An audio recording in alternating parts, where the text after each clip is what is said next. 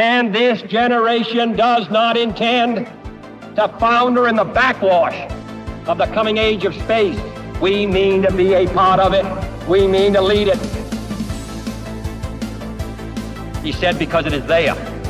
Well, space is there. Hello everyone, welcome to episode 20 of That Space Show. I'm your host as always, Nick. Thank you guys. And we're going to be covering the dates May 20th all the way till today, May 22nd, which is Wednesday. And let's get straight into it. Now for astronomy, on Thursday, which is the 23rd, we're going to have the full moon and the lunar occultation of Antares.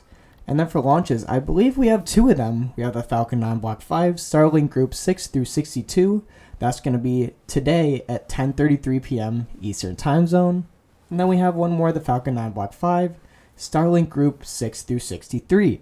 And that's going to be Thursday, May 23rd, tomorrow at 6:45 p.m. Eastern Time Zone. So go check that out if you have a chance, and let's get straight into it. We have a lot of stories today, so let's get straight into astrophysics and astrobiology. Now, the James Webb Space Telescope has revealed surprising details about the exoplanet WASP-107b, which we discussed 2 episodes ago, the cotton candy-like planet, showing it has a supersized core and significantly less methane than expected. This marks the first time an exoplanet's core mass has been measured, offering new insights into planetary atmospheres and interiors. WASP-107b, a puffy Jupiter-sized planet with only a tenth of Jupiter's mass, has a core 12 times more massive than Earth's. Despite having methane, the planet isn't habitable due to its proximity to the star and, of course, lack of a solid surface. The low methane levels suggest complex chemical reaction in its atmosphere, transforming methane into other compounds. These findings, published in the Nature, enhance our understandings of planetary evolution and could inform future studies of potentially habitable worlds. Very cool. And then the discovery of icy ocean worlds like Europa and Enceladus has intrigued scientists about the possibility of life beneath their frozen surfaces. Recently, research led by Dr. Nita Sayai at the University of Akron, published in the Proceedings of the National Academy of Sciences, explores the study bioenergetics of iron snow fueling life on Europa, examines potential bacterial metabolisms in Europa's oceans, such as iron reduction and methanogenesis. Now, the team proposes an iron snow model, which enhances bacterial productivity without relying on harmful reactive oxygen species. This model not only increases the likelihood of detecting life, but also expands our understanding of extreme environments, suggesting new biosignatures for the future research into life beyond Earth. Very cool study, and despite Mars' barren appearance, the search for life continues as scientists explore extreme Earth environments and rethink extraterrestrial possibilities. NASA found perchlorate salts on Mars that form brines with atmospheric water, essential for life. New research in Nature Communications, led by Assistant Professor Aaron Engelhardt, studied Mars-like conditions with RNAs and protein enzymes. RNAs worked well in the perchlorate brines, while only proteins from extreme Earth environments functioned. RNA enzymes even created new molecules with chlorine, a first.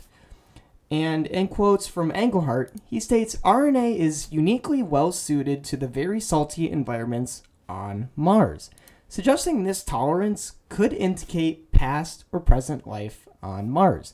The team continues to study these reactions. Very cool, and on to...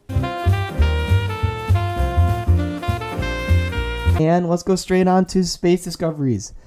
A team of astronomers found evidence that Mars likely has more potentially hazardous asteroids in its path than Earth. Their study, posted on the ARXIV preprint server, compared the number of potentially hazardous asteroids big enough to cause major impacts on both planets. They investigated near-Earth objects and looked at Mars' past strikes, path of intersecting asteroids, and its proximity to the asteroid belt. Simulations indicated that Mars has a 2.5 to 3 times higher likelihood of potentially hazardous asteroid strikes than Earth. with about 17,000 potentially hazardous asteroids for Mars, compared to only 4,700 for Earth. The researchers noted that 52 of these potentially hazardous asteroids, likely on a collision course with Mars, can be observed from Earth, potentially allowing for witnessed collisions or near misses. Future telescopes are expected to improve the estimates of the near-Earth objects and potentially hazardous asteroids for both planets. Very cool, and I didn't know that. Now, a future space observatory could use exoeclipses to identify exomoon populations. According to a study by the University of Michigan and collaborators, the research titled Exomoons and Exorings with Habitable Worlds Observatory 1 proposes that HWO, which is Habitable Worlds Observatory, derived from the LUVOIR B concept, could detect exomoons by observing eclipses, transits, and occultations in distant systems. WHO, expected to launch in the mid-2030s, would work from the Sun-Earth out to Lagrange Point, using a free-flying star shield to directly observe exoplanets. By studying mutual events where moon passes in front of or behind their host planets, HWO could identify exomoons through the resulting dips in brightness. This method could reveal how common or rare large moons around Earth-like planets are and help understand the conditions for exomoon formation. Although challenging, this approach could lead to the detection of exomoon and provide insights into their prevalence into the universe. Very cool, and I'm excited to see how this turns out. Mid-2030s, I'll be there. Using the Keck 2 telescope in Hawaii, astronomers observed the nearby brown dwarf HD 33632AB, gaining new insights into its properties and atmosphere. Brown dwarfs with masses between 13 and 80 Jupiter masses share similarities with gas giant exoplanets, but are easier to study due to their brightness. HD 33632AB, located 86 light-years away, orbits the solar mass star HD 33632A. The brown dwarf, estimated to be 1 to 2.5 billion years old, has a mass of about 37 Jupiter masses and is about 18 AU from its host. High-resolution spectroscopy revealed carbon monoxide and water vapor in its atmosphere, but no methane was detected. The findings contribute to understanding brown dwarf formation and evolution, but more studies on similar objects are needed for significant advancements. And let's go.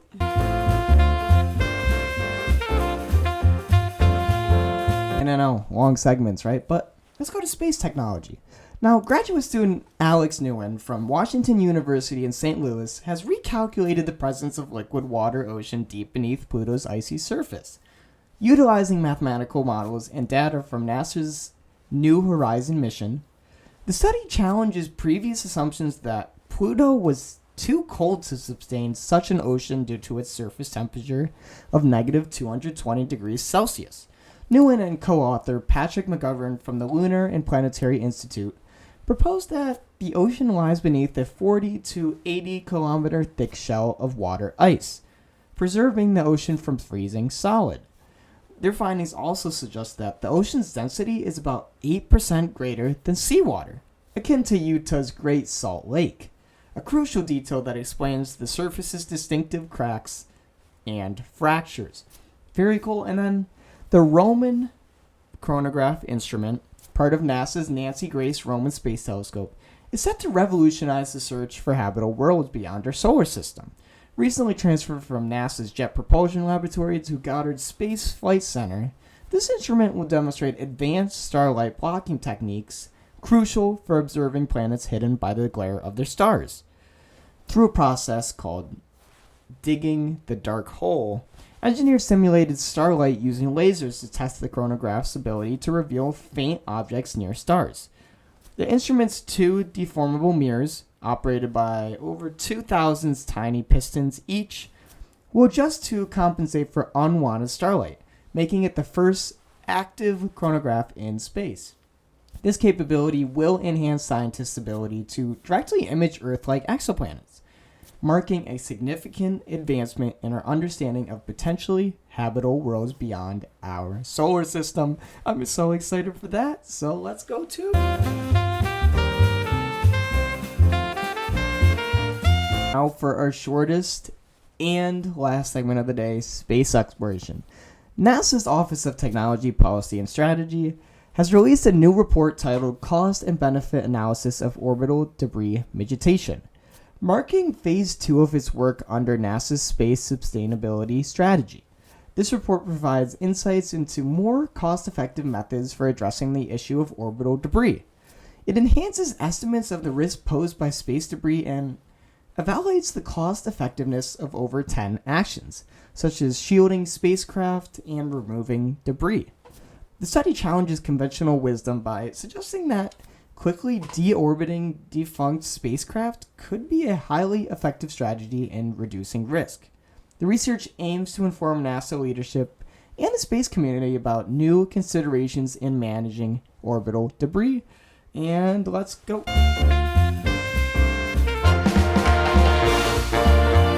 And I'd like to thank everyone for watching. If you made it this far and you haven't already, make sure to like and subscribe. Hit that bell so you get notified when I upload. That's going to be Monday, Wednesday, and Friday, 7:30 a.m. Eastern Time Zone. And I hope you enjoy the content and all the stories you got today. And I'll see everyone Friday. And remember, as always, be bold, be original, be invincible.